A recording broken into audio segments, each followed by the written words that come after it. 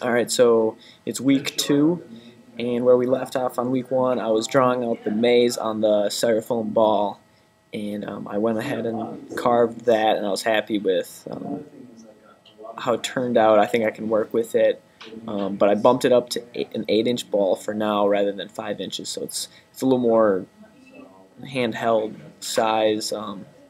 Got some decent size for this prototype at least. And this week's been interesting, figuring out just the learning curve of the materials and figuring out how much it was going to cost to start making these molds. So I had to reevaluate the process that I was using. Yeah, so I'll just show you kind of where I went here after Friday with the whole carving process and the rest of this week. Alright, so I took a picture here of a clay sculpting tool, and that's what I used when I was carving into the styrofoam, and it worked out pretty nice except for I think the ball was too small, and that's why I bumped it up to 8 inches for the next scale, but this is what I was using to carve into it. So this is the styrofoam ball after I carved it. You can tell the lanes or the pathways worked out nice, but it's a little tight to get a marble rolling in there to make a mold. This is porous, and I won't use this for the final, but this is kind of where I was going with it. And again, this is a 5-inch styrofoam ball, and after carving it I realized this just isn't, it's a little crowded and congested if you were to use this, so 8 inches might be a better fit with a marble. After I carved the styrofoam ball, I painted it with a gesso just to give it a little more firm of a bond on the outer layer for when I make my mold. Rather than being porous and the styrofoam might break away, this would just give a hard texture to it, more of a solid one piece. I wish I would have used a larger paintbrush though when I was applying this. I basically was pouring it on the ball and then just slowly spreading it around. I didn't have a larger paintbrush, so this took a little longer than I hoped, but I let it dry for the day and it hardened nice and it was ready to go into the plaster. This is a 25-pound bag of plaster Paris that I got at Lowe's for $10. And I just started scooping that into a big 5-gallon bucket and stuck my styrofoam ball in there to make a mold.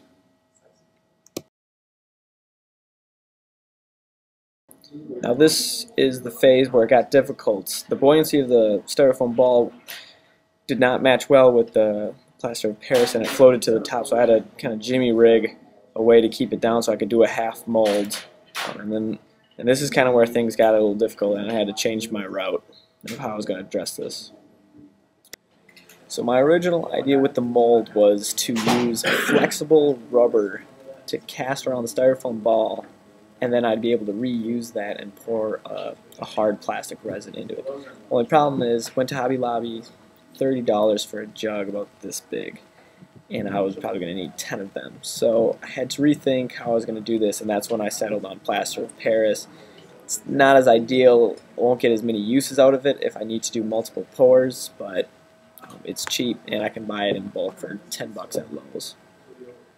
And then, even though I settled on that, I poured it for the first try, and I wasn't paying attention. I probably didn't Google how to do this enough because the ball ended up sticking to the plaster, and I had to break it away. Yeah, so I had to break the styrofoam ball out of it since I didn't put something as a layer into it so I could remove it later. So I had my bucket with the plaster completely cemented on the inside, and the styrofoam ball was completely stuck in there. So I didn't want to do this at this stage of it, but I got a big jug of acetone and melted away the styrofoam just so I could get it out and I could use the plaster Paris mold.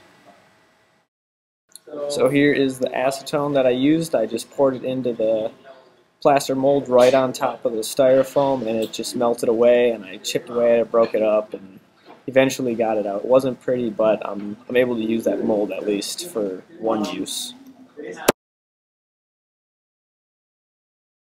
This is the aftermath when I removed the styrofoam ball from the mold, and it was completely broken apart, hollowed out, and was just goo everywhere.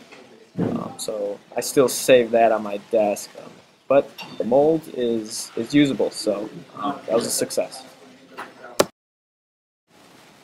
So today I bought a new 8-inch styrofoam ball, and I retraced the maze on top of it, and I am carving it. Then I will put the gesso layer, and tomorrow I will try to do a plaster mold. Maybe that'll be Sunday, but at least tomorrow I'll do the half mold to try out the plastic resin and see how that reacts, if that's a good material to use. But that's where I'm at today. We'll see how this weekend goes.